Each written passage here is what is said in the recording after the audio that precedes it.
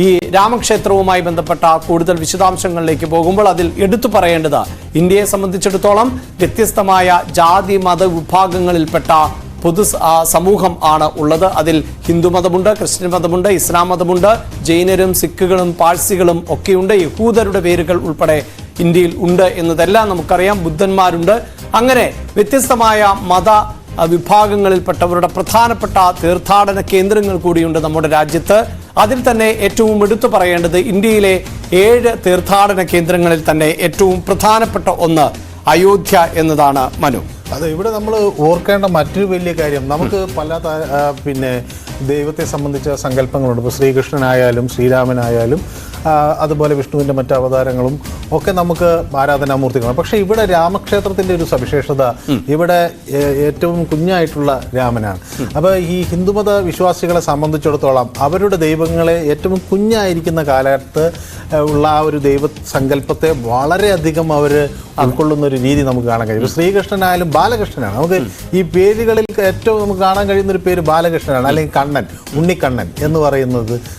ഇപ്പോൾ ഉണ്ണി എന്ന് പറയുന്നതൊക്കെ ചെറിയ ക്ഷേത്രങ്ങളിലും ഒക്കെ അതെ, അവിടെ അങ്ങനെയാണ്. ഇപ്പൊ നമ്മൾ അയ്യപ്പ ഭക്തരുടെ ഇടയിൽ നോക്കി നമുക്ക് മണികണ്ഠൻ എന്നുള്ള പേര് അത്രയും വ്യാപകമാണ്. അപ്പൊ അതൊക്കെ കൊണ്ട് എന്താന്ന് വെച്ചാൽ ഏറ്റവും കുഞ്ഞായിരിക്കുന്ന കുട്ടികളായിരിക്കുന്ന ആ ദൈവിക സങ്കല്പങ്ങളെ അത് വല്ലാതെ നമ്മുടെ രാജ്യം എന്നുകൊണ്ടോ ചേർത്ത് പിടിക്കുന്നതാണ്. അപ്പൊ ഈ രാമക്ഷേത്രത്തെ സംബന്ധിച്ച് ഇവിടെയും ആ ഒരു വൈകാരിക തലം ഇനിയും വർദ്ധിക്കാൻ പോകുന്നു എന്നതാണ് നമ്മൾ മനസ്സിലാക്കേണ്ടത്. കാരണം ഇത് കുഞ്ഞായിരിക്കുന്ന രാംലല എന്ന് പറയുന്നത് രാമന്റെ ജന്മസ്ഥലമാണല്ലോ. അപ്പൊ കുട്ടിയായിരിക്കുന്ന ശ്രീരാമൻ അത് വലിയ ഒരു അടുപ്പം ഈ ദൈവവിശ്വാസികൾ, പ്രത്യേകിച്ച് ഈ ഹിന്ദുമത വിശ്വാസികളുമായി ഉണ്ടാകും എന്നതാണ്. ഇപ്പോൾ ഗുരുവായൂരപ്പനെ പോലും നമ്മൾ അങ്ങനെയൊക്കെ പറയുമ്പോഴും അതിൻ്റെ ഗുരുവായൂരപ്പനുമായി ബന്ധപ്പെട്ട സിനിമകളൊക്കെ വരുമ്പോൾ നമുക്ക് കാണാൻ കഴിയും. ഗുരുവായൂരപ്പൻ ആളുകൾക്ക് മുന്നിൽ പ്രത്യക്ഷപ്പെടുന്ന ചെറിയ കുഞ്ഞൊക്കെ ആയിട്ടാണ്. അപ്പോൾ അങ്ങനെ ഒരു സങ്കല്പം, കൃഷ്ണൻ എന്ന് പറയുന്നത് ചെറിയ കുഞ്ഞ്, അല്ലെങ്കിൽ ശ്രീരാമൻ എന്ന് പറയുന്നത് ചെറിയൊരു കുഞ്ഞ് എന്നുള്ളൊരു സങ്കല്പം വരുമ്പോൾ അത് ഭയങ്കരമായ ഒരടുപ്പം ആളുകൾക്ക്, പ്രത്യേകിച്ച് സ്ത്രീകൾക്കും അതുപോലെ പ്രായമായവർക്കും ഉണ്ടാകും എന്നതുകൂടി നമ്മളിവിടെ പരിഗണിക്കേണ്ടത്. തീർച്ചയായും അത് തന്നെയാണ് അയോധ്യയുടെ പ്രാധാന്യം. നമുക്കറിയാം, ഇന്ത്യയെ സംബന്ധിച്ചിടത്തോളം രാമായണവും മഹാഭാരതവുമാണ് 2 ഇതിഹാസങ്ങൾ. അതിൽ തന്നെ രാമായണം അനുസരിച്ച് രാമന്റെ ജന്മസ്ഥലം എന്ന് വിശേഷിപ്പിക്കപ്പെടുന്ന ഇടമാണ് ഈ രാമജന്മഭൂമി എന്ന് വിശേഷിപ്പിക്കപ്പെടുന്ന അയോധ്യ. ഈ അയോധ്യയിൽ രാമക്ഷേത്രം ഇപ്പോൾ നിർമ്മിക്കാനുണ്ടായ സാഹചര്യത്തിലേക്കാണ് നമ്മൾ പോകുന്നത്. അത് നമുക്ക് ആരംഭിക്കേണ്ടത് ഒരുപക്ഷെ സ്വാതന്ത്ര്യത്തിന് മുമ്പ് മുഗൾ സാമ്രാജ്യത്തിന്റെ കാലഘട്ടത്തിലേക്കൊക്കെ പോയി വേണം നമുക്ക് ആ ഇന്നലകളിലേക്ക്, ചരിത്രത്തിലേക്ക് പോകാൻ. പക്ഷേ ഇപ്പോൾ ഈ അടിയന്തിരമായി അല്ലെങ്കിൽ കോടതി വ്യവഹാരത്തിലൂടെ എങ്ങനെയാണ് ഈ രാമക്ഷേത്ര നിർമ്മാണത്തിലേക്ക് എത്തിയത് എന്ന് പരിശോധിക്കുമ്പോൾ അതിലേറ്റവും പ്രധാനപ്പെട്ട ഒന്ന് എന്നത് 1949 ഡിസംബർ 22, 23 തീയതികൾ. അതായത് ഇത് ഒരു പുലർച്ചെ എന്ന രീതിയിൽ തന്നെ നമുക്ക് പറയാൻ സാധിക്കും, അല്ലെങ്കിൽ അർദ്ധരാത്രിയോടെ എന്ന് തന്നെ പറയാൻ സാധിക്കുന്നു.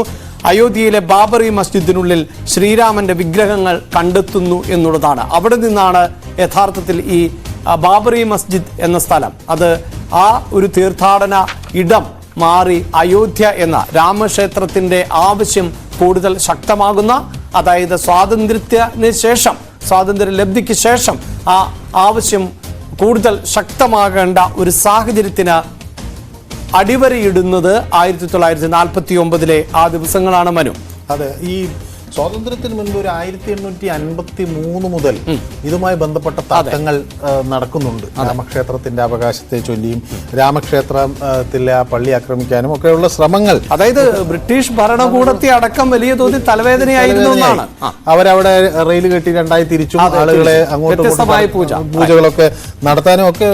പക്ഷേ അതിനൊക്കെ ശേഷം ഈ 49 കൂടിയാണ് ഇവിടെ ഇങ്ങനെ ഒരു വിഗ്രഹം കണ്ടെത്തി എന്ന് പറയുകയും പണ്ഡിറ്റ് നെഹ്റു അതിന് വേണ്ട ഈ ഘട്ടത്തിലെന്തോ പ്രേക്ഷകരെ ഓർമ്മിപ്പിക്കേണ്ടത് 47 നമുക്ക് സ്വാതന്ത്ര്യം ലഭിക്കുന്നു.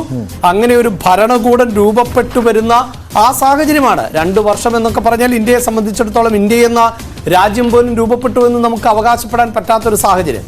റൈറ്റ്, അതെ, അങ്ങനെ ഒരു സാഹചര്യത്തിലാണ് ഇത് വരുന്നത്. പക്ഷേ ഇതിന്റെ ഒരു സ്വാതന്ത്ര്യം ലഭ്യമാകുമ്പോഴേക്കും തന്നെ ഈ വിഷയം ഒരു വലിയ ചർച്ചയായി രാഷ്ട്രീയത്തിൽ ഉയർന്നു വന്നിട്ടുണ്ട്. ഇപ്പൊ 1855 അവിടെ ഈ ബൈരംഗാസ് എന്ന് പറയുന്ന ഒരു വിഭാഗം പള്ളിക്ക് നേരെ ആക്രമണം നടത്തിയെന്നും അതിനെ അവരെ തിരിച്ച് ആക്രമിക്കപ്പെട്ടുവെന്നും ഒക്കെ ഉള്ള ഒരു ചരിത്ര സംഭവങ്ങളൊക്കെ ഉണ്ട്. പക്ഷേ 46-ൽ ഹിന്ദു മഹാസഭ ഇതൊരു വലിയ വിഷയമായി എടുക്കുന്നു. അഖില ഭാരതീയ രാമായണ മഹാസഭ എന്നൊരു സംഘത്തിന് രൂപം നൽകുന്നു. അങ്ങനെ 46-ൽ ഈ ക്ഷേത്രം വിട്ടുകിട്ടാനുള്ള ഒരു നീക്കം ആരംഭിക്കുന്നു. അതിൻ്റെ ഭാഗമായി പിന്നീട് ഈ രാമചരിത മാനസം എന്ന ഈ കൃതി അത് ആലപിക്കുക എന്നത് ഒരു ക്യാമ്പയിൻ്റെ ഭാഗമായൊക്കെ വരുന്നുണ്ട്.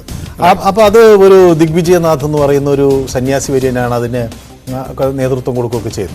അതിനെ തുടർന്നാണ് പിന്നീട് നമുക്ക് ഈ 49-ൽ ഇങ്ങനെ ഡിസംബർ അവസാനമാകുമ്പോൾ നമുക്ക് ഇങ്ങനെ ഒരു ക്ഷേത്രത്തിനകത്തൊരു വിഗ്രഹം കണ്ടെത്തി എന്നുള്ള വിവരങ്ങൾ വരുന്നു. പക്ഷേ അതിന് അന്ന് പണ്ഡിറ്റ് ജവഹർലാൽ നെഹ്റു അത് വേണ്ട രീതിയിൽ കൈകാര്യം ചെയ്യാൻ അദ്ദേഹത്തിൻ്റെ സെക്കുലർ ഔട്ട്ലുക്ക് എന്ന് അദ്ദേഹം വിശേഷിപ്പിക്കുന്ന ആ മനോഭാവത്തിന് ഒരുപക്ഷെ അത് വേറെ തരത്തിലാണ് കാണാൻ കഴിഞ്ഞത്.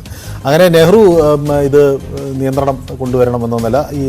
ഏതായാലും അന്ന് അങ്ങനെ ഒരു വലിയൊരു ഈ വിഗ്രഹം അവിടുന്ന് മാറ്റണം എന്ന ആവശ്യം നെഹ്റു മുന്നോട്ട് വെച്ചിരുന്നു എന്നൊക്കെ ഉള്ള ചില ആക്ഷേപങ്ങൾ ഉണ്ട്. അന്ന് കെ നായർ എന്ന അവിടുത്തെ മലയാളിയും